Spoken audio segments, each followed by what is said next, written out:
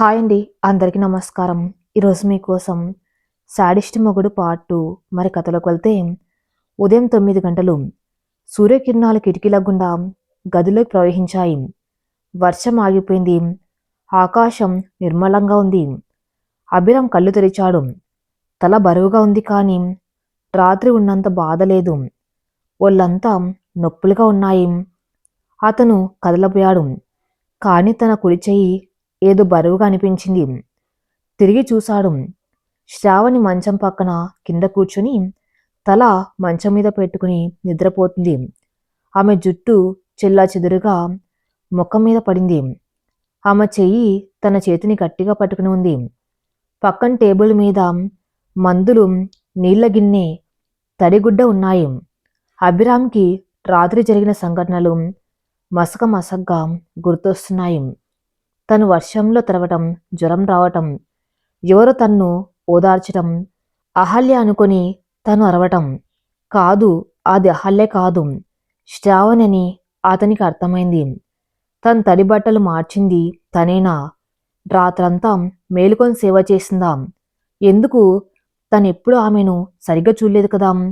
ఎప్పుడు విసుక్కునేవాడు, కసురుకునేవాడు.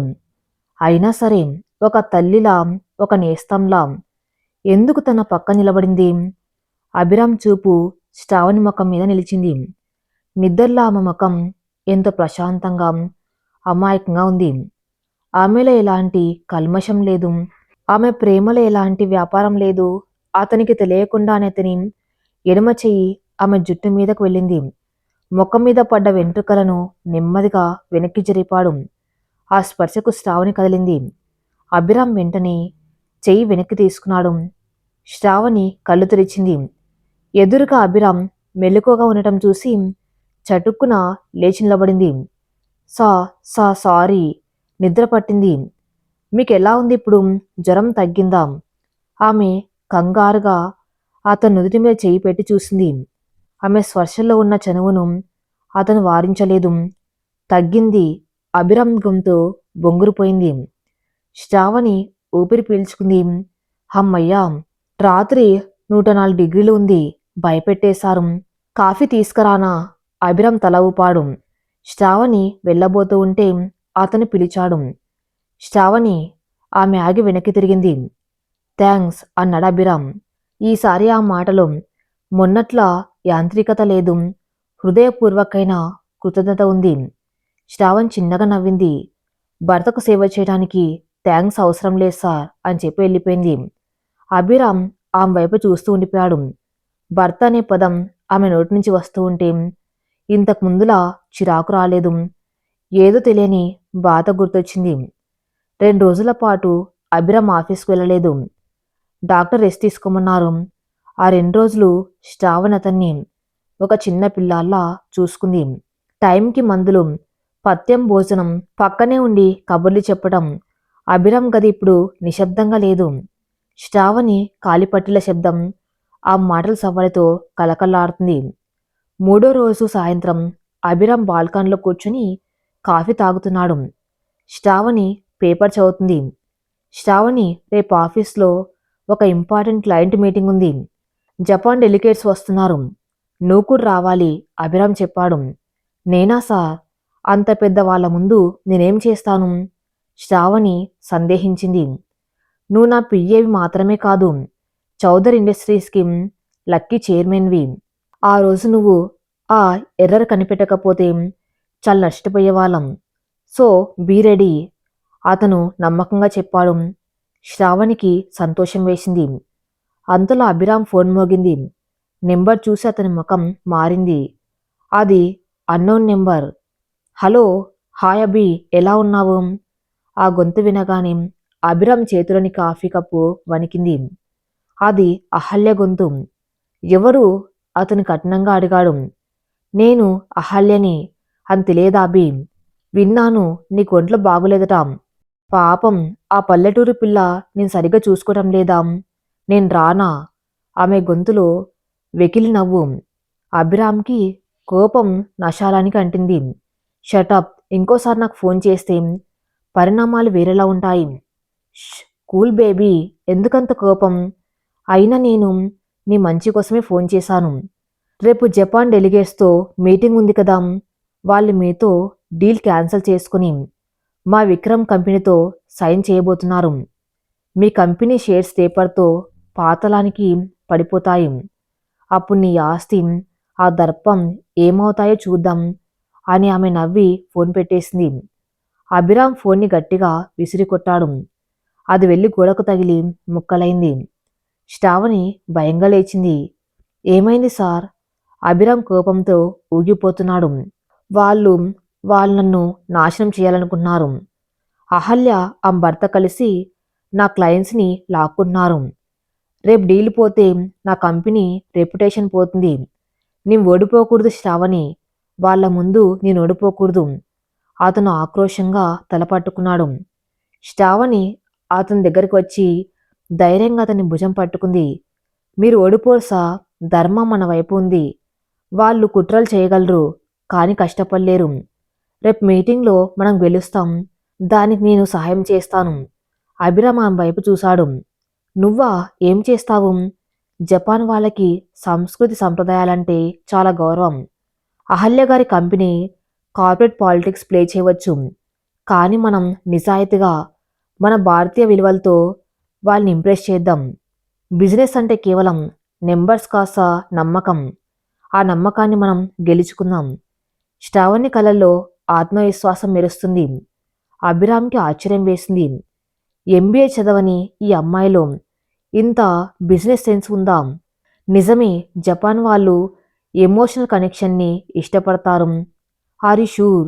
అభిరామ్ అడిగాడు. 100% సా, మీరు నాకు అవకాశం ఇవ్వండి.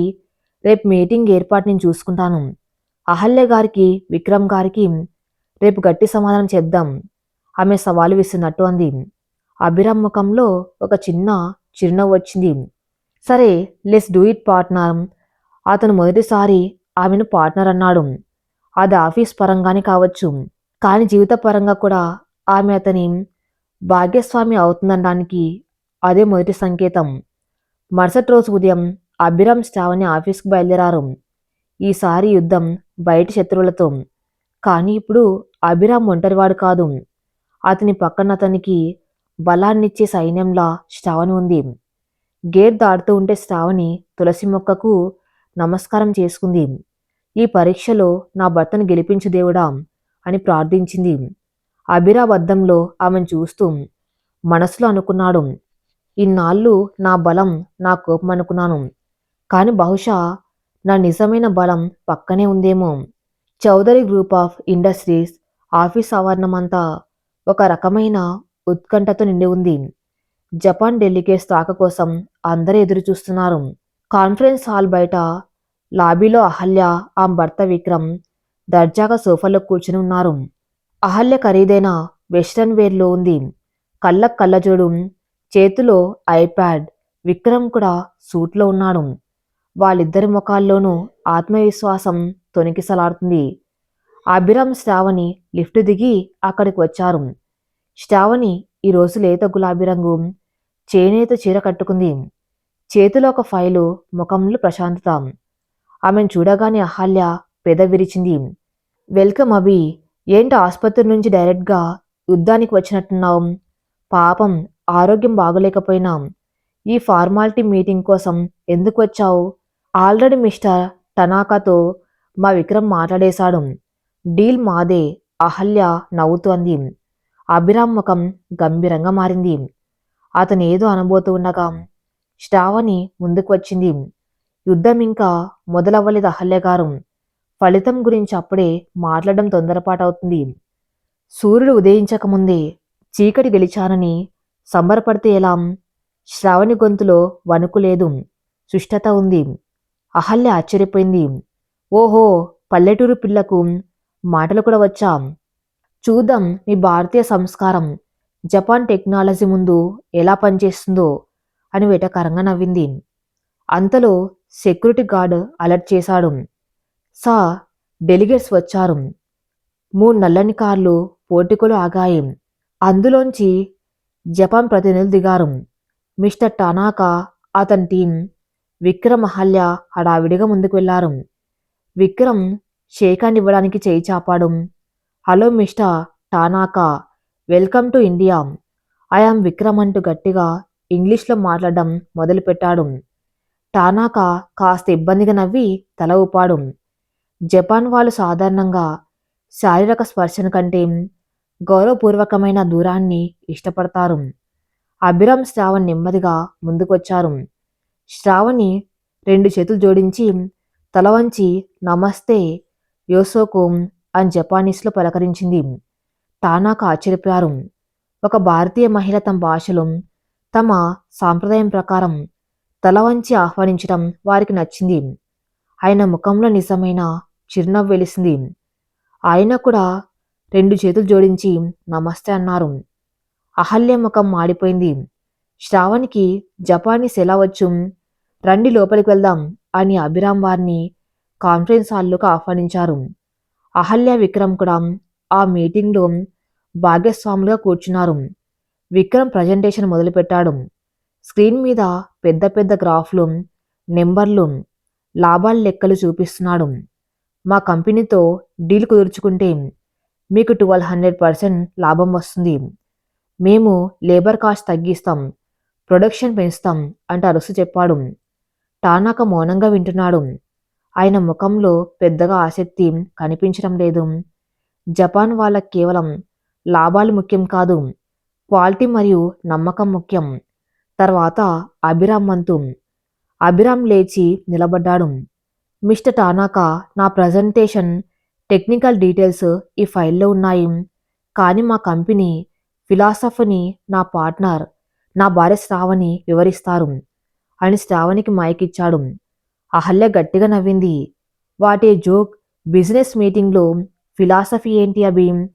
కానీ టానాకా చెయ్యెత్తి ఆమెను వారించాడు. ఆయన చూపు శ్రావణి మీద ఉంది. శ్రావణి నెమ్మదిగా లేచి నిలబడింది. గౌరవనీయులైన అతిథులకు నమస్కారం. జపాన్లో ఓమెతనాషి అనే పద్ధతి ఉందని నాకు తెలుసు. అంటే అతిథిని దేవుళ్ళ చూడ్డం, ప్రతి పనిలోనూ ఆత్మను లగ్నం చేయటం. మా కంపెనీలో మేం నమ్మేది కూడా అదే. మేం వస్తువులను అమ్మటం లేదు, నమ్మకాన్ని పంచుతున్నాం. మా ఫ్యాక్టరీలో పనిచేసే ప్రతి కార్మికుడు మా కుటుంబ సభ్యుడే. క్వాలిటీ విషయంలో మేం రాజీపడం, ఎందుకంటే అది మా గౌరవానికి సంబంధించిన విషయం. శ్రావణి మాట్లాడుతూ ఉంటే హాల్ అంతా నిశ్శబ్దం. ఆమె ఇంగ్లీష్లో మాట్లాడుతూ ఉన్నాం. అందులో ఉన్న భావం సూటిగా వారి హృదయాలకు తాకుతుంది. ఆమె కొనసాగించింది. మీరు లాభాల కోసం చూస్తే విక్రమ్ గారి ప్రపోజల్ బాగుండొచ్చు. కానీ మీరు తరతరాలు నిలిచిపోయే బంధం కోసం చూస్తే చౌదరి ఇండస్ట్రీస్ మీకోసం ఎప్పుడు సిద్ధంగా ఉంటుంది. మాకు వ్యాపారం అంటే యుద్ధం కాదు, స్నేహం. శ్రావణి మాటలు ముగించి కూర్చుంది. టానాకా లేచి నిలబడ్డారు. కాసేపు మౌనం. తర్వాత ఆయన నెమ్మదిగా చప్పట్లు కొట్టారు. ఆ తర్వాత ఆయన టీం మొత్తం చప్పట్లు కొట్టింది. మిస్టర్ అభిరామ్, టానాకా నవ్వుతన్నాడు. వ్యాపారంలో టెక్నాలజీ ఎవరైనా కాపీ కొట్టొచ్చు, కానీ వాల్యూస్ కాపీ కొట్టలేరు. మీ భార్య చెప్పిన మాటలు మాకు నచ్చాయి. మేం మీతోనే పని చేయించుకుంటున్నాం. ఆ మాట వినగానే అభిరామ్ ముఖం వెలిగిపోయింది. విక్రమహాల్యలకు భూమి కంపించినట్లయింది.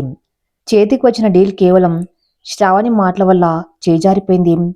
విక్రమ్ కోపంగా ఫైల్ నేలకేసి కొట్టి బయటకు వెళ్ళిపోయాడు. అహల్య మాత్రం శ్రావణ్ దగ్గరికి వచ్చింది. ఆమె కళ్ళల్లో అసూయ, అవమానం మండుతున్నాయి. గ్రేట్ డ్రామా శ్రావణి, వాళ్ళు నటించావు. 4 సెంటిమెంట్ డైలాగులు చెప్తే బిజినెస్ అయిపోతుందా? ఈరోజు గెలిచావు అని సంబరపడకు. అభిరామ్ మనసులో ఉన్నది నేను, నా జ్ఞాపకాలు.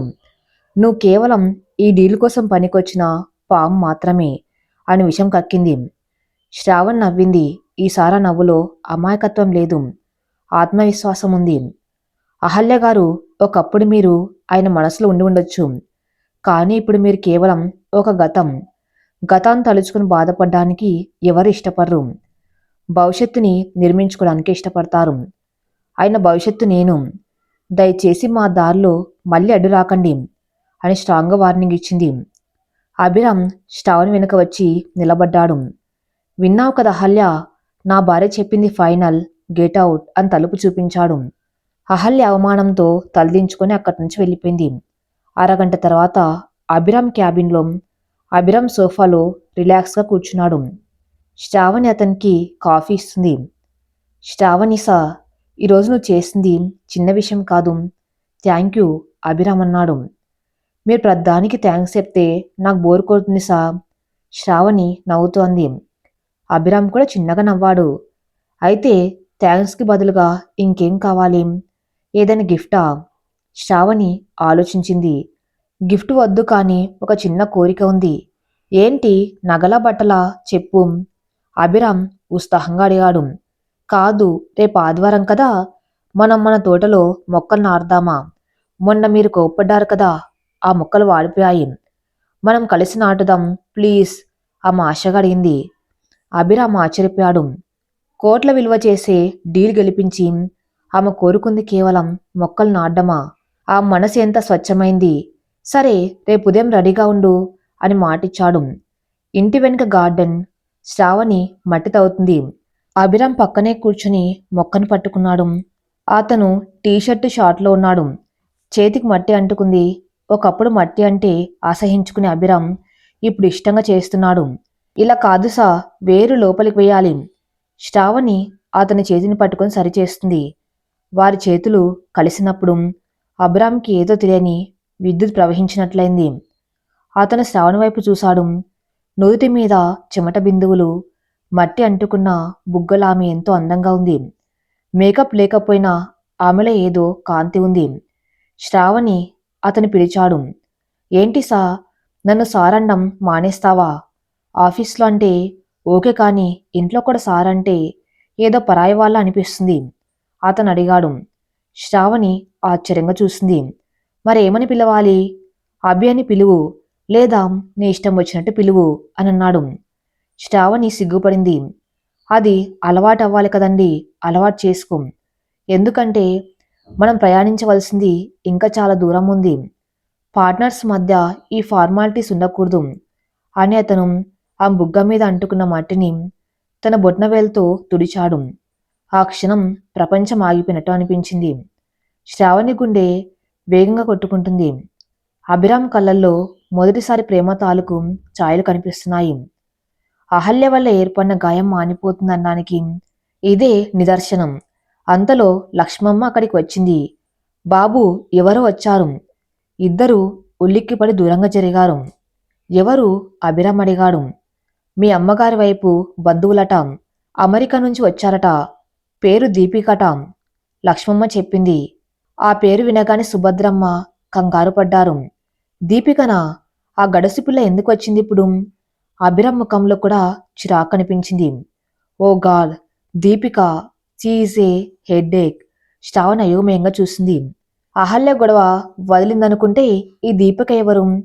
హాల్లోకి వెళ్ళేసరికి ఒక మోడ్రన్ అమ్మాయి సోఫాలో కూర్చుని కాళ్ళు టేబుల్ మీద పెట్టి గమ్ నములుతుంది. హాయ్ అభిబ్రో, వాట్సాప్ అంటూ పరిగెత్తుకుంటూ వచ్చి అభిరామ్ని హక్ చేసుకుంది. అభిరామ్ ఇబ్బందిగా విడిపించుకున్నాడు. హాయ్ దీపిక, సడన్గా సర్ప్రైజ్, మా డాడ్ నన్ను ఇండియాలో పెళ్లి చేసుకోమంటున్నారు. నీ దగ్గర ట్రైనింగ్ తీసుకుని మంచి సంబంధం చూసుకుందామని వచ్చాం. బై ది వే, ఈ పని మనిషి ఎవరు అంటూ శ్రావణి వైపు చూసి అడిగింది. శ్రావణికి మళ్ళీ అదే అవమానం. కానీ ఈసారి ఆమె బాధపడలేదు. ఎందుకంటే అభిరామ్ రియాక్షన్ కోసం చూసింది. అభిరామ్ దీపిక వైపు కోపంగా చూశాడు. Deepika, mind your tongue. తన పని మనిషి కాదు, నా భార్య, ఈ ఇంటి మహాలక్ష్మి శ్రావణి. దీపిక నోరు తెరిచి ఆశ్చర్యపోయింది. What, you married this village girl? Abhi, నీ స్టాండర్డ్స్ ఏమయ్యాయి? నా స్టాండర్డ్స్ పెరిగాయి కాబట్టే శ్రావణ్ణి చేసుకున్నాను. పని మనిషిని బట్టల్ని బట్టి కాకుండా మనసును బట్టి ప్రేమించే స్థాయికి ఎదిగాను. సో రెస్పెక్ట్ హర్, లేకపోతే మా ఇంట్లో నీకు చోటు లేదు. అభిరామ్ ఖచ్చితంగా చెప్పేశాడు. శ్రావణి కళ్ళల్లో ఆనంద బాష్పాలు. తన భర్త తనను పూర్తిగా అంగీకరించాడు. ఇక ఏ సమస్య వచ్చినా ఎదుర్కోగల ధైర్యం వచ్చింది. దీపిక మొహం చిన్నబుచ్చుకుంది. సారీ అని గొనిగింది. సాధారణంగా సమయంలో ఆ ఇల్లు ప్రశాంతమైన నదిలా ఉంటుంది. కానీ ఈరోజు మాత్రం హోరుగాలి వేస్తున్న సముద్రంలా ఉంది. హాల్లో లౌడ్ మ్యూజిక్ వినిపిస్తుంది. ఇంగ్లీష్ పాప సాంగ్స్ దద్దరిల్లుతున్నాయి. దీపిక హాల్ మధ్యలో యోగా మ్యాట్ వేసుకుని టైట్ జిమ్ వేర్లో ఏరోబిక్స్ చేస్తుంది. టీవీలో వాల్యూమ్ ఫుల్గా పెట్టింది. సుభద్రమ్మ గారు చెవుల్లో దూది పెట్టుకుని పూలదండ కుడుతున్నారు. ఆ ముఖంలో అసహనం స్పష్టంగా కనిపిస్తుంది. శ్రావణి వంటింట్లో టిఫిన్ చేస్తూ ఆ శబ్దానికి ఇబ్బంది పడుతుంది. అప్పుడే అభిరామ్ మెట్లు దిగి వచ్చాడు. అతనింకా నిద్రమత్తులోనే ఉన్నాడు.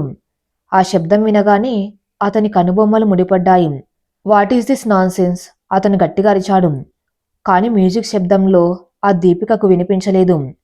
అభిరామ్ విసురుగా వెళ్ళి రిమోట్ తీసుకుని టీవీ ఆఫ్ చేశాడు.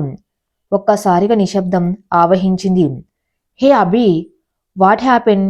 నా వర్క్ డిస్టర్బ్ చేశావు. దీపిక ఆయాసపడుతూ టవల్తో చెమరు తుడుచుకుంటూ అడిగింది. నువ్వు ఇంటి నిద్రని డిస్టర్బ్ చేస్తున్నావు దీపిక.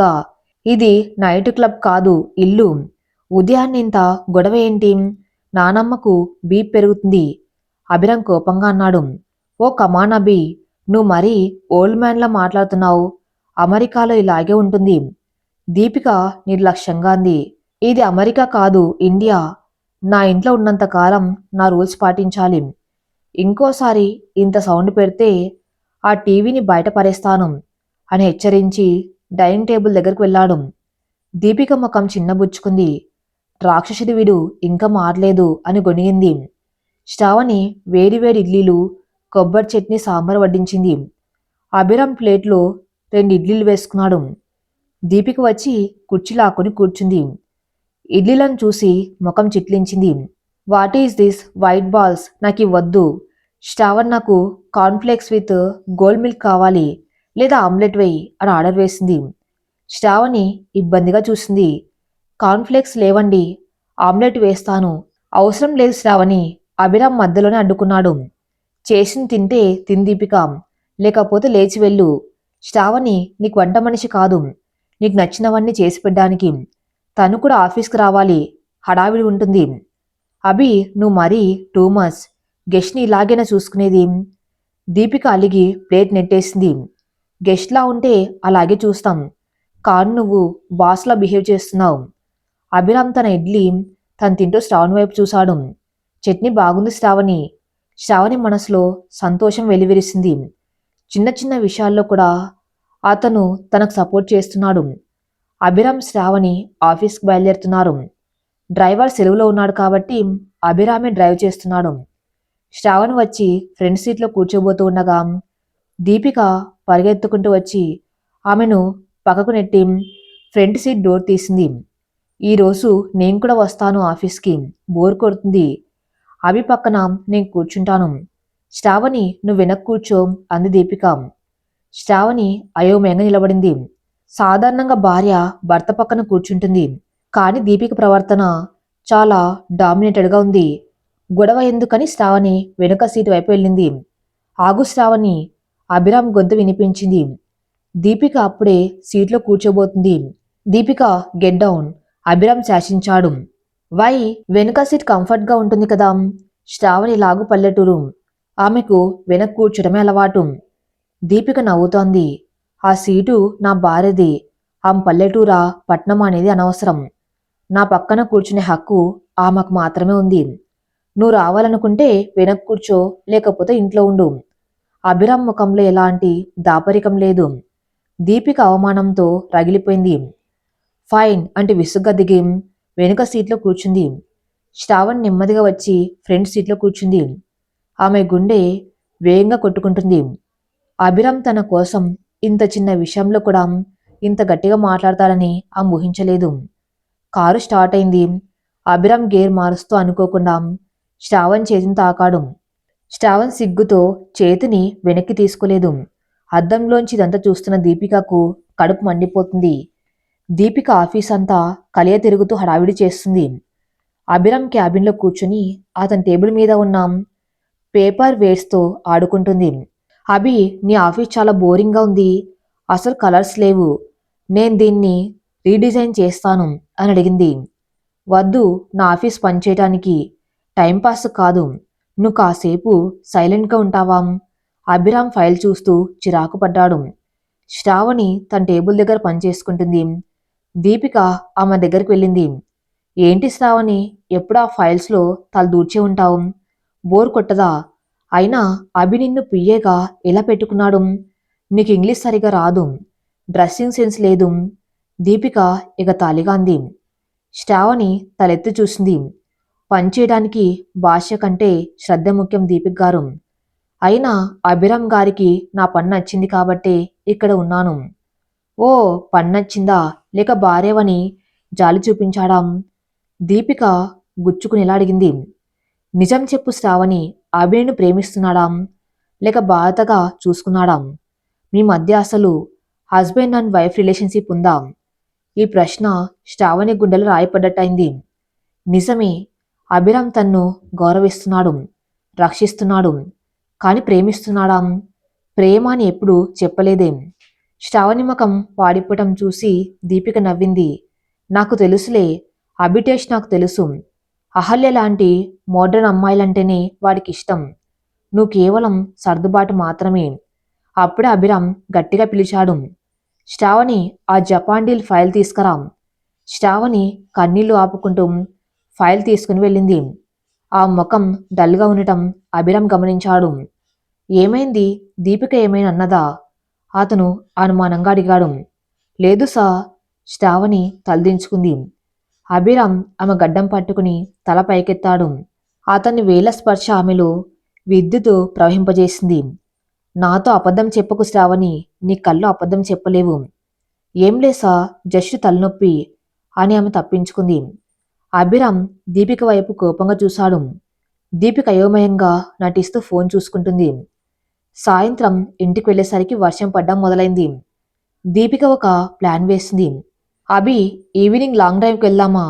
ప్లీజ్, నువ్వు నేను శ్రావణి ఐస్ క్రీమ్ తిందాం అని బతిమలాడింది. అభిరామ్కి వెళ్ళాలని లేదు, కానీ ఇంట్లో ఉంటే దీపిక చేసే గోల భరించలేక సరే అన్నాడు. ముగ్గురు కారులో బయలుదేరారు. ఒక ఐస్ క్రీమ్ పార్లర్ దగ్గర ఆపారు. నాకు చాక్లెట్ ఫంచ్ కావాలి. శ్రావణికి ఏం తెలుస్తుందిలే, ఆమెకు వెనిలా ఇప్పించు, దీపిక అంది. అభిరామ్ ఐస్ క్రీమ్స్ తేవడానికి వెళ్ళాడు. కాసేపటికి 2 కప్పులతో వచ్చాడు. ఒకటి దీపికకి ఇచ్చాడు, నీ చాక్లెట్ ఫంజ్. రెండోది శ్రావణికి ఇచ్చాడు, బటర్ స్కాచ్ విత్ ఎక్స్ట్రా నట్. శ్రావణ్ ఆశ్చర్యపోయింది. నాకు ఇది ఇష్టమని మీకు ఎలా తెలుసు? అభిరామ్ చిన్నగా నవ్వాడు. మొన్న మనం గార్డెన్లో ఉన్నప్పుడు లక్ష్మమ్మ చెప్పింది. చిన్నప్పుడు నీకు బటర్ స్కాచ్ అంటే ఇష్టమని. నా మెమరీ చాలా షార్ప్ శ్రావణి. దీపిక ముఖం మాడిపోయింది. అభిరామ్ శ్రావణి చిన్న చిన్న ఇష్టాలను కూడా గుర్తుపెట్టుకున్నాడు. అంటే అహల్య అన్నట్టు అభిరామ్ పూర్తిగా మారిపోయాడా? ఐస్ క్రీమ్ తింటున్నంతసేపు శ్రావణి అభిరామ్ వైపే చూస్తుంది. అతను బయట గంభీరంగా కనిపిస్తున్నాం, లోపలెంత ప్రేమ దాగుందో ఆమెకు అర్థమవుతుంది. దీపికన్నా మాటలు తప్పు. ఇది కేవలం బాధ్యత కాదు, అంతకంటే ఎక్కువే. తిరుగు ప్రయాణం. వర్షం జోరు పెరిగింది. సడన్గా కార్ టైర్ పంక్చర్ అయింది. నిర్మానుష్యమైన రోడ్డు. డామిట్. అభిరామ్ స్టీరింగ్ మీద కొట్టాడు. అతను దిగి టైర్ చూశాడు. స్పేర్ టైర్ ఉంది, కానీ జాక్ పనిచేయటం లేదు. ఇప్పుడు ఎలా అభి, నాకు భయంగా ఉంది. దీపిక గొడవ చేయటం మొదలుపెట్టింది. భయపడకు, క్యాబ్కి ట్రై చేస్తాను. అభిరామ్ ఫోన్ తీశాడు, కానీ సిగ్నల్ లేదు. శ్రావణి కారు దిగింది. ఆమె తన ఫోన్ టార్చ్ ఆన్ చేసింది. అభిరామ్ గారు, ఆ షెడ్లో ఏమైనా టూల్స్ దొరుకుతాయేమో చూద్దామా అని దగ్గరలో ఉన్న ఒక పాత మెకానికల్ షెడ్ని చూపించింది. నువ్వు కారులోనే ఉండి శ్రావణి, తడిసిపోతావు, అభిరామ్ అన్నాడు. పర్లేదు రండి అని ఆమె గొడుగు వేసుకుని ముందుకు నడిచింది. అభిరామ్ ఆమెతో వెళ్ళాడు. దీపిక మాత్రం చీ బురదాని కారులోనే ఉండిపోయింది. ఆ షెడ్లో పాత సామాన్లు ఉన్నాయి. అభిరామ్ ఒక రాడు కోసం వెతుకుతూ ఉండగా కాలు జారి కింద పడిపోయాడు. శ్రావణి చటుక్కున అతన్ని పట్టుకుంది. ఇద్దరు ఒకరికొకరు చాలా దగ్గరగా ఉన్నారు. వర్షం శబ్దం, చీకటి, చల్లని గాలి. శ్రావణి శ్వాస అభిరామ్ ముఖానికి తగులుతుంది. అభిరామ్ చేతులు ఆమె నడుమును ఆసరగా పట్టుకుని ఉన్నాయి. అభిరామ్ కళ్ళల్లో ఈసారి కోపం లేదు, జాలి లేదు, కేవలం ఓ గాఢమైన ఆకర్షణ, ప్రేమ ఉన్నాయి. శ్రావణి, అతను గుసగుసగా పిలిచాడు. శ్రావణి కళ్ళు మూసుకుంది. ఆమె గుండె చప్పుడు ఆమెకే వినిపిస్తుంది. అభిరామ్ నెమ్మదిగా తల వంచి ఆమె నుదుటి మీద ముద్దు పెట్టుకున్నాడు. అది ఒక భరోసా, నువ్వు నా దానివి అని చెప్పే ఒక మూగ భాష. శ్రావణి కళ్ళలో ఆనంద బాష్పాలు రాలాయి. అభి దొరికిందా? కారులోంచి దీపిక అరుపు వినిపించింది. ఆ మాయలోంచి ఇద్దరు బయటకు వచ్చారు. అభిరామ్ దూరంగా జరిగాడు. కానీ అతని ముఖంలో చిరునవ్వు మాత్రం అలాగే ఉంది. పద వెళ్దాం అని అతను రాడు తీసుకుని వెళ్ళాడు. శ్రావణి వర్షంలో తడుస్తూనే నిలబడింది. ఆ వర్షం ఆ మనసులోని సందేహాలన్నిటినీ కడిగేసింది. దీపిక ఎన్ని మాటలన్నా సరే అభిరామ్ మనసులో ఉన్నది తనే. రాత్రి ఇంటికి వచ్చాక దీపిక కోపంగా తన గదిలోకి వెళ్ళిపోయింది. అభిరామ్ శ్రావణి తడిసిన బట్టలతో హాల్లోకి వచ్చారు. బాగా తడిసిపోయారు. వేనీళ్ళు పెట్టనా? లక్ష్మమ్మ అడిగింది. వద్దులే లక్ష్మమ్మ, శ్రావణి నువ్వు వెళ్ళి త్వరగా బట్టలు మార్చుకో, మళ్ళీ జ్వరం వస్తుంది అభిరామ్ శ్రద్ధగా చెప్పాడు. శ్రావణి వెళ్ళబోతూ ఉంటే అభిరామ్ ఆమె చెయ్యి పట్టుకుని ఆపాడు. శ్రావణిసా, ఆఫీసులో దీపికన్న మాటలకు బాధపడకు. బాధ వేరు, ప్రేమ వేరు. బాధ బరువుగా ఉంటుంది, ప్రేమ బలంగా ఉంటుంది. నువ్వు నాకు బలాన్ని ఇచ్చావు, so don't doubt your place అని చెప్పి ఆమె చేతిని వదిలేసి తన గదిలోకి వెళ్ళిపోయాడు. శ్రావణి అక్కడే శిలలో నిలబడిపోయింది. అతను పరోక్షంగా చెప్పేశాడు. ఇక సందేహం లేదు. తన గదిలోకి వెళ్ళిన శ్రావణి అద్దంలో తన నుదుటిని చూసుకుంది. అక్కడ అభిరామ్ ముద్దు పెట్టుకున్న స్పర్శ ఇంకా తగులుతున్నట్టే ఉంది. ఆమె సిగ్గుతో ముఖం దాచుకుంది. కాని కథలో విలన్ ఇంకా పూర్తిగా ఓడిపోలేదు. దీపిక గదిలో అటు ఇటు తిరుగుతుంది. అభి, నువ్వు ఆ పల్లెటూరు దానికి బాగా కనెక్ట్ అయ్యావు, కానీ నేను అంత ఈజీగా వదలను. రేపు అహల్యతో మాట్లాడాలి. శత్రువుకి శత్రువు మిత్రుడు కదా. దీపిక ఫోన్ తీసుకుంది. హైదరాబాద్లోని ఒక కాఫీ షాప్ మామూలుగా ఉన్న టేబుల్ దగ్గర అహల్య దీపిక కూర్చుని ఉన్నారు. అహల్య కళ్ళల్లో పగ రగిలిపోతూ ఉంటే దీపిక ముఖంలో అసహనం కనిపిస్తుంది. చూసావా అహల్య, ఆ పల్లెటూరిది ఎంతలా పాతకపోయిందో. నిన్న ఆఫీస్లో అభి నా ముందే ఆమెకు సపోర్ట్ చేశాడు. ఆఖరికి మన కారులో వెళ్తే నా పక్కన కూర్చోవలసిన అభి ఆ బురదలో ఆమెతో రొమాన్స్ చేస్తున్నాడు. నాకు మంటెత్తిపోతుంది. దీపిక కోపంగా కాఫీ సిప్ చేసి చెప్పింది. అహ్లే నవ్వింది. ఆ నవ్వులో విషముంది. అభిరామ్ ఎప్పుడంత దీపిక, వాడికి జాలి ఎక్కువ. ఆ పిల్లని చూసి జాలి పడుతున్నారు తప్ప ప్రేమించడం లేదు. కానీ ఆ జాలి ప్రేమగా మారకముందేం మనం ఆ బంధాన్ని తెంచేయాలి. ఎలా? ఇప్పుడు వాళ్ళిద్దరు చాలా క్లోజ్గా ఉంటున్నారు. దీపిక అనుమానంగా అడిగింది. రేపు వాళ్ళ ఇంట్లో సత్యనారాయణ స్వామి వ్రతం ఉంటుంది కదా. ఆ పూజకు ఊరు నుంచి శ్రావణ్ తల్లిదండ్రులు వస్తున్నారు. అదే మనకు దొరికిన మంచి అవకాశం. అభిరామ్కి తన ఫ్యామిలీ పరువు అంటే ప్రాణం. ఆ పరువును శ్రావణి కుటుంబం మళ్ళీ తీయించాలి. అప్పుడు అభిరామ్ ఆమెను అసహించుకుంటాడు. అహల్య ప్లాన్ వివరించింది. అంటే ఏం చేయాలి? అహల్య దీపిక చెవిలో ఏదో చెప్పింది. అది వినగానే దీపిక ముఖంలో కుటిలమైన నవ్వు వెలిసింది. Super idea. రేపా శ్రావణి పని కథం. మరుసటి రోజు ఉదయం చౌదరి గారిల్లు పండగ శోభను సంతరించుకుంది. ఇంటి ముందర మామిడి తోరణాలు, అరటి స్తంభాలు, రంగురంగుల ముగ్గులు. బంధువుల రాకతో ఇల్లు సందడిగా ఉంది. శ్రావణి పట్టు పరికిని ఓని వేసుకుని తిరుగుతుంది. ఆ ముఖం సంతోషంతో వెలిగిపోతుంది. ఎందుకంటే చాలా రోజుల తర్వాత తన అమ్మనాన్నలు వస్తున్నారు. అభిరామ్ పట్టుపంచే కండువాలు చాలా హుందాగా ఉన్నాడు. అతను అతిథులను ఆహ్వానిస్తున్నాడు. మధ్య మధ్యలో అతని చూపులు శ్రావణి మీదే నిలుస్తున్నాయి. ఆమె నవ్వుతుంటే అతనికి ఏదో తెలియని ప్రశాంతత. అభిరామ్ గారు, శ్రావణి పిలిచింది. అతను ఉలిక్కి పడి చూశాడు. ఏంటి? మా నాన్నగారు వచ్చారు, ఆమె ఆనందంగా చెప్పింది. గేట్ దగ్గర ఆటో దిగిన రాఘవయ్య గారు, పార్వతమ్మ గారు బిక్కుబిక్కుమంటూ లోపలికి వస్తున్నారు. చుట్టూ ఉన్న ఆస్తిని, దర్పాన్ని చూసి వాళ్ళు కాస్త బెరుగ్గా ఉన్నారు. శ్రావణి పరిగెత్తుకుంటూ వెళ్ళి వాళ్ళ కాళ్ళకు నమస్కారం చేసింది. అభిరామ్ కూడా నెమ్మదిగా అక్కడికి వెళ్ళాడు. రాఘవయ్య గారు చేతులు జోడించి నమస్తే బాబుగారు అన్నారు భయంగా. అభిరామ్ వారి చేతులు పట్టుకున్నాడు.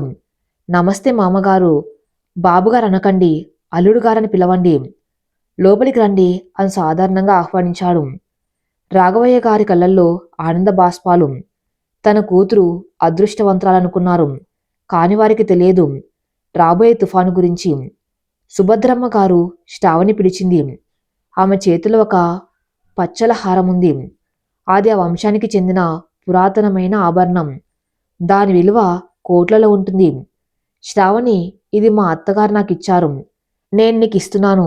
ఈరోజు పూజలో ఇది వేసుకోం. ఇది కేవలం నగ కాదు, ఈ ఇంటి కొడలి హోదా అని సుభద్రమ్మ గారు ఆ హారాన్ని శ్రావణి మెల్ల వేశారు. ఆ చూసి అక్కడే ఉన్న దీపికకు కళ్ళు కుట్టాయి. అమ్మమ్మ, అంత ఖరీదైన నగ ఆమెకెందుకు? ఏదో ఒకటి చిన్నది వేయొచ్చుగా. నోర్మీ దీపిక, ఇది వారసత్వం. ఇది శ్రావణిదే. సుభద్రమ్మ గారు మందలిచ్చారు. శ్రావణి ఆ నగను అద్దంలో చూసుకుంది. అది చాలా బరువుగా ఉంది. బాతల సాయంత్రం 6 గంటలు. పూజ ఘనంగా జరుగుతుంది. అహల్య కూడా పట్టుచీర కట్టుకుని వచ్చింది. ఆమెను చూడగానే అభిరామ్ ముఖం చిట్లించుకున్నాడు. కానీ ఫంక్షన్ కాబట్టి ఏమనలేకపోయాడు. పూజ అయ్యాక హారతి ఇచ్చే సమయం. శ్రావణి వంటింట్లోకి వెళ్ళి నైవేద్యం ప్లేట్ తీసుకురావడానికి వెళ్ళింది. అప్పుడు అక్కడ ఎవరూ లేరు. ఆ మెల్లో ఉన్న పచ్చల హారం కాస్త లూజ్గా ఉండటంతో సరిచేసుకుందామని తీసి పక్కన ఉన్న టేబుల్ మీద పెట్టి కొంగు సర్దుకుంటుంది. సరిగ్గా అప్పుడే దీపిక వెనుక నుంచి వచ్చి కరెంట్ మెయిన్ స్విచ్ ఆఫ్ చేసింది. ఇల్లంతా చీకటి. అయ్యో, కరెంటు పోయిందేంటి? అందరూ అరుస్తున్నారు. ఆ చీకట్లో ఎవరో వంటింట్లోకి వచ్చారు. టేబుల్ మీద ఉన్న హారాన్ని తీసుకున్నారు. ఆ తర్వాత వేగంగా బయటకు వెళ్ళిపోయారు. 2 నిమిషాల్లో జనరేటర్ ఆన్ అయింది. వెలుగు వచ్చింది. శ్రావణి టేబుల్ వైపు చూసింది. హారం లేదు. ఆమె గుండె ఆగిపోయినంత పనైంది. హారం ఇక్కడే పెట్టాను కదా. ఆమె కంగారుగా చుట్టూ వెతికింది. లేదు. శ్రావణి, నైవేద్యం తీసుకురా తల్లి. హాల్ నుంచి సుభద్రం పిలుపు. శ్రావణి వణుకుతున్న కాళ్లతో బయటకొచ్చింది.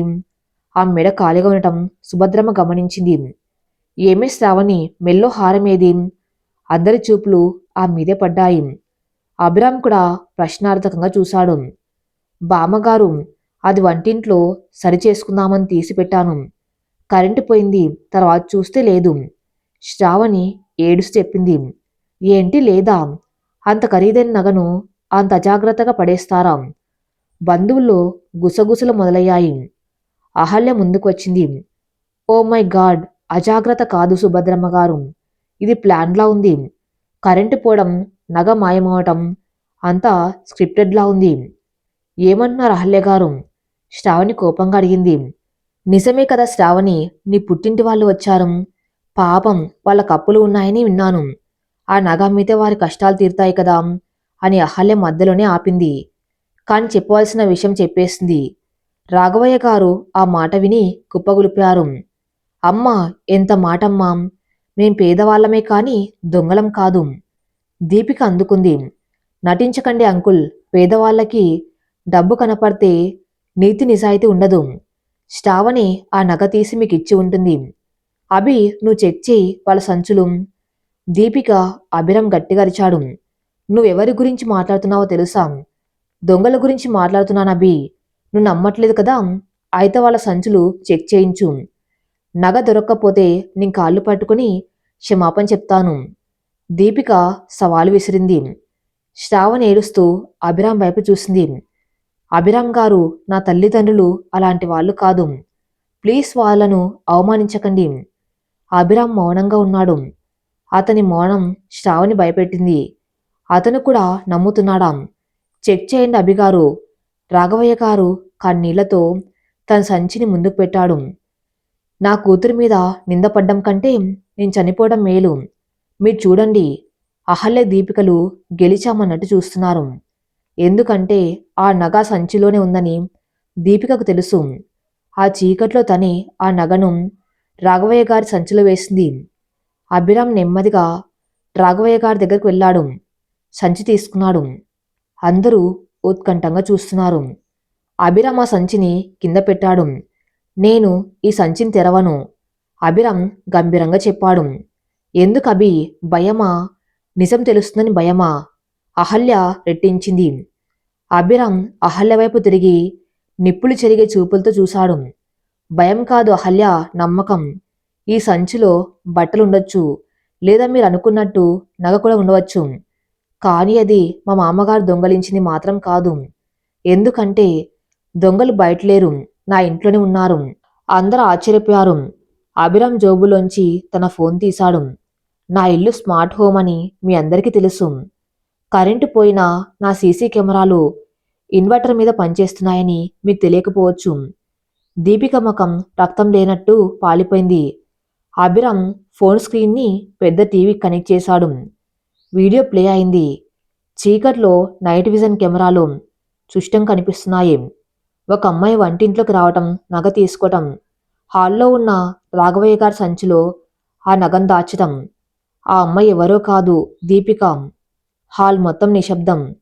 సుభద్రమ్మ గారు కోపంతో ఊగిపోయారు. దీపిక, చీ, నువ్వు నా మనవరాలివేనా? ఎంత నీచమైన పని చేశావే!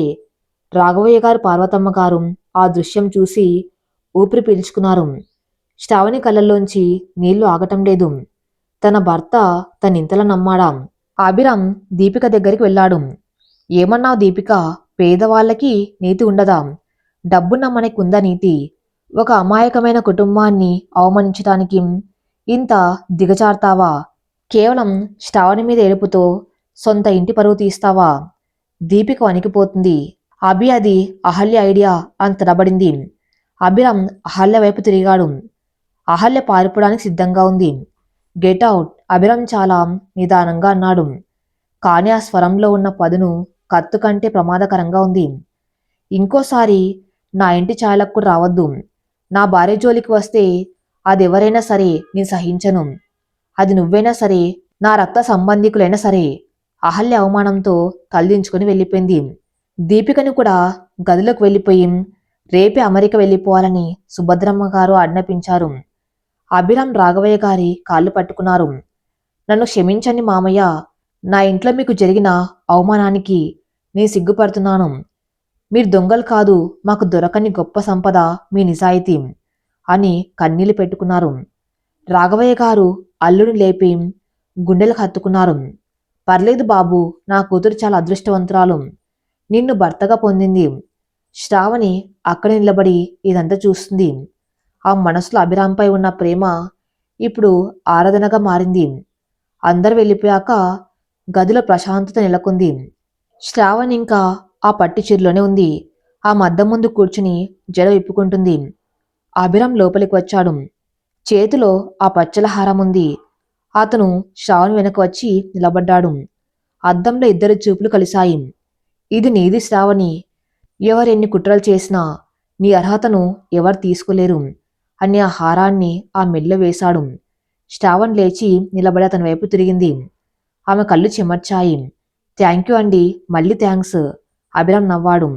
కాదు, ఈరోజు మీరు మా నాన్నగారికి ఇచ్చిన గౌరవం, నా మీద చూపించిన నమ్మకం నాకు ప్రాణం పోసాయి. నిజంగా మీరు రాక్షసుడు కాదు, రాముడు. అభిరామ్ ఆమెకు దగ్గరగా వచ్చాడు. నేను రాముని కాకపోవచ్చు శ్రావణి, కానీ సీత లాంటి భార్య దొరికితే ఏ మగాడైనా మారాల్సింది. ఈ ప్రయాణంలో నన్ను మార్చింది నువ్వే. అతను నెమ్మదిగా ఆమె చెంపలను తాకాడు. ఈసారి శ్రావణి తల దించుకోలేదు. కళ్ళలోకి చూసింది. ఆ చూపులో భయం లేదు, సిగ్గు, ప్రేమ మాత్రమే ఉన్నాయి. బయట వెన్నెల కాస్తుంది. గదిలో మల్లెపూల వాసన. రెండు హృదయాలు మౌనంగా మాట్లాడుకుంటూ ఉన్నాయి. వారి మధ్య ఉన్న అడ్డుగోడలు పూర్తిగా కూలిపోయాయి. శ్రావణి, ఇంకా ఈ అండిసా అనే పిలుపులు ఎన్నాళ్ళు? అభి అని పిలవ్వా? అతను అల్లరిగా అడిగాడు. శ్రావణ్ సిగ్గుతో ముఖం దాచుకుని అతని గుండెల్లో తలదాచుకుంది. అభి అని మెల్లగా గుసగుసలాడింది. ఆ పిలుపు అభిరామ్ గుండెను తాకింది. అతను ఆమెను గట్టిగా హత్తుకున్నాడు. అది కామంతో కూడిన కౌగులింత కాదు, జన్మ జన్మల బంధాన్ని గుర్తు చేసే ఆలింగనం.